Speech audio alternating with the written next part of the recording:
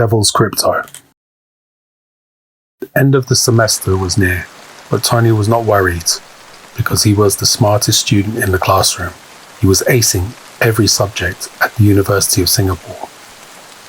Living in the main city, his home was on the top floor of the largest skyscraper. In the penthouse, he was living the dream, but he still worked very hard. And just because his family had money, not everything was handed to him on a silver plate.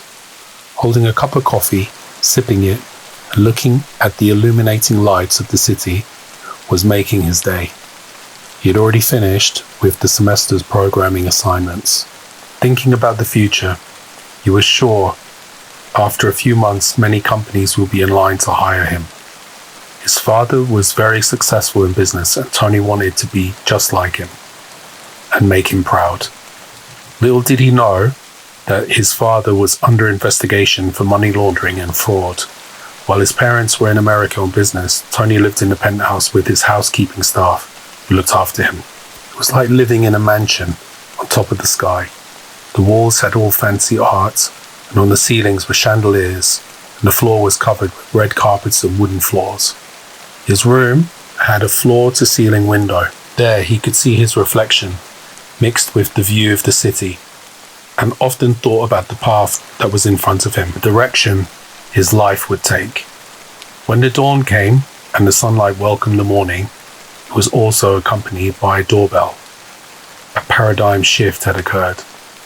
It was accompanied by screaming as the police smashed their way inside. The next moment was deafening, and the only thing he observed was that Tony's home wasn't his anymore.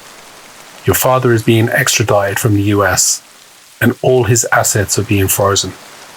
Tony's dad spoke to him via his lawyer and arranged for him to stay with his grandmother. Don't worry, son. It's all a big misunderstanding, his father told him. Tony's grandmother lived on the outskirts of Singapore. Within a month, Tony's semester was going to be finished, and he was kind of glad. But this time, the scandal of his father had spread. It led to two things. First, the destruction of his family's reputation. Second, nobody would give Tony a job.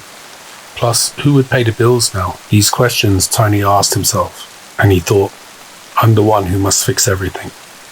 In front of him was just his laptop. Opening it, he immediately went to the best freelancing sites and put his adverts. People were quick to pick up on his qualifications. Within 2 days, he had begun typing codes and writing programs, making sales, trying to climb back on the top in this time of adversary. Anyway, I didn't have many friends in university, he spoke to his grandmother one day. But you once told me you had a girlfriend, she replied. Grandma, Susan doesn't know about this. I will tell her when the time is right, he answered.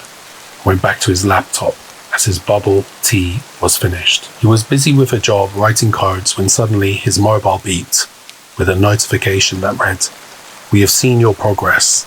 We know where you used to study. For us, intelligence matters more than degrees.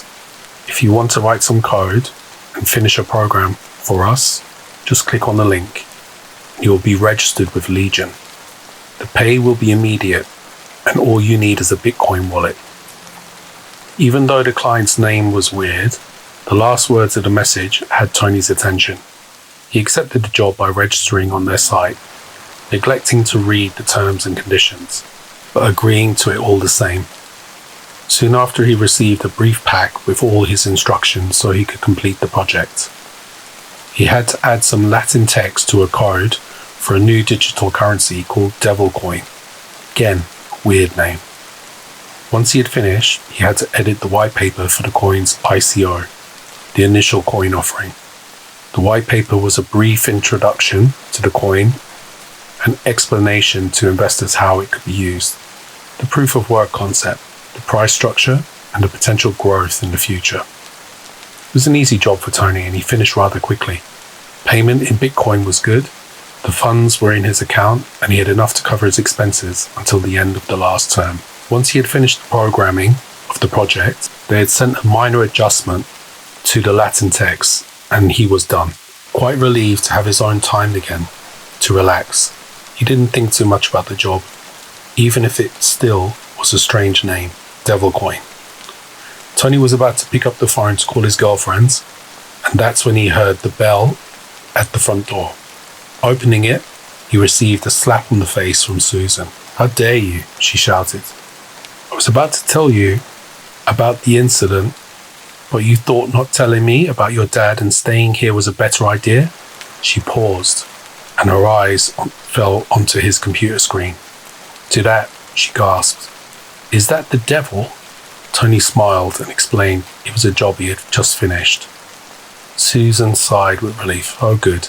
We don't need any more trouble in our lives." Then she proceeded to invite him to a club that her friends were going to later. "Come on, it will be fun." So reluctantly, Tony agreed. The night was epic, and the young people forgot about their troubles that had plagued them recently. It was good to catch up with their friends and just enjoy each other's company. In the Uber, on the way home, something caught Tony's attention. Something on the radio about the rates of suicide and violent crimes going up in the city. Strange, as it was so out of the blue. They arrived home and Susan was sound asleep. Just as Tony sat down, knock on the door, and a note slid under. It read, "Meet me at midnight under the Sky Bridge if you want to know the truth." After reading it, Tony was thinking it must be something to do with his dad's case. His girlfriend had woken. "If you want, we can both go," she said. Okay, it may help his case, so it was agreed. The next day, they arrived on time and waited. It was busy next to the freeway, as cars were speeding by. On the sidewalk, barely anyone was present.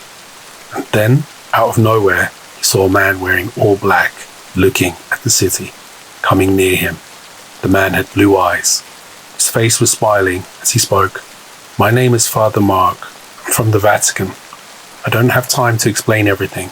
Just understand that we are here to protect humanity from evil. What you have programmed is a weapon, organized by Legion, as part of an umbrella group owned by Devil Corporation. Whoever downloads the wallet for the coin signs away their soul to the devil.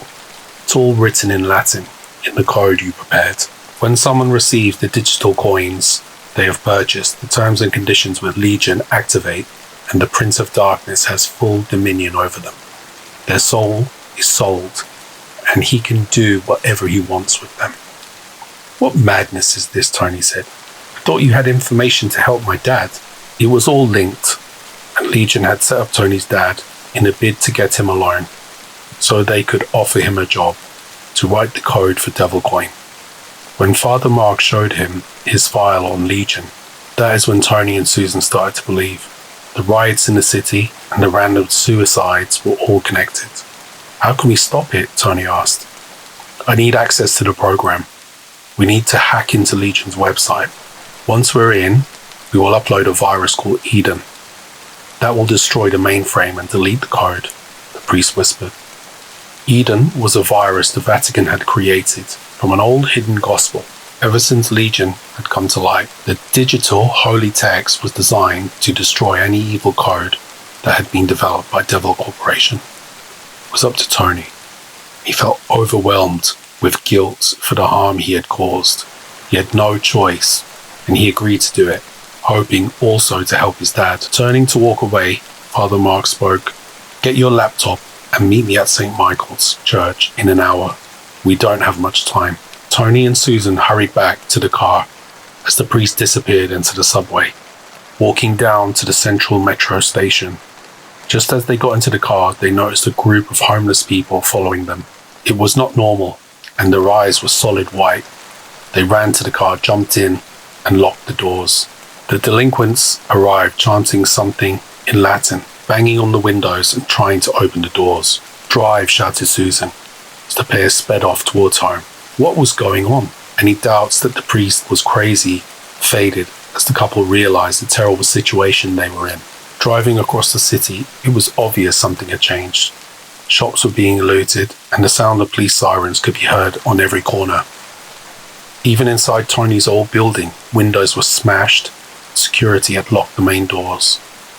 They finally arrived back at his grandmother's house, and right away knew something was wrong. As they entered the house, the sky outside grew very dark as it began to hail. Running in the door, Tony was horrified to discover the place had been ransacked. He called out to his grandmother, and he got a faint reply. Ran to the kitchen and found her on the floor. She was covered in boils all over her body, and her skin was reddish. "Oh my God, what happened?" Tony muttered. "Some men in robes entered the house," she said. "They wanted something, didn't find it. When they left, a plague of locusts chased me downstairs." With that, she grabbed his hand and faded away, crying. Tony stood up as Susan lay a blanket over her. Tony picked up his bat from the hall and proceeded to his room upstairs. Not sure if the house was still empty. It was extra quiet. His room had been ransacked, but he found his laptop. Luckily, it had fallen down the side of the bed. He grabbed it and called Susan. "Come on, let's go," he hollered as they ran down the stairs. On the drive to the church, he thought about his grandmother, whom he loved deeply.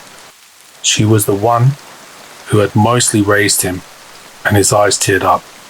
That's when he promised to end Legion. Just as they pulled up, Father Mark texted to say drive round the back, and he met them at the back door.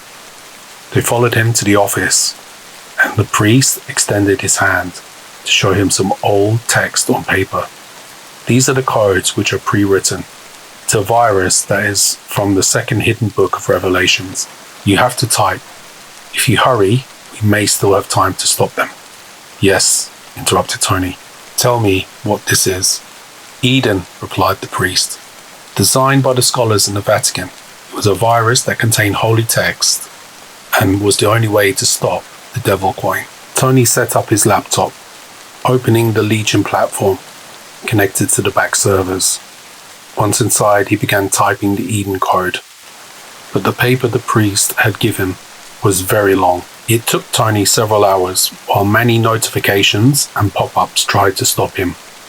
Ignoring it, he typed and typed until he was in control of the servers and was able to upload the Eden virus.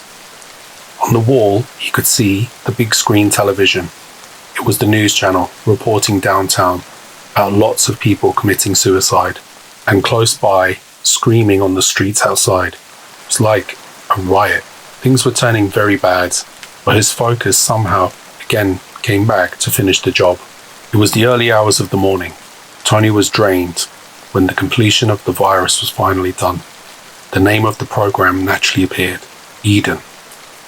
At that moment, Tony opened the browser and again logged into Legion's website. It was gone. Outside on the streets, he noticed it was quieter than before. That's when Father Mark returned. "I just got a call from the bishop. You did it." The devil coin had disappeared, and so too was the curse that was written into the code. For a time, Legion remained hidden, out of plain sight. Tony knew evil was still there, simply slowed down, not stopped. Somehow, he felt from the dark shadows they would rise again. The end.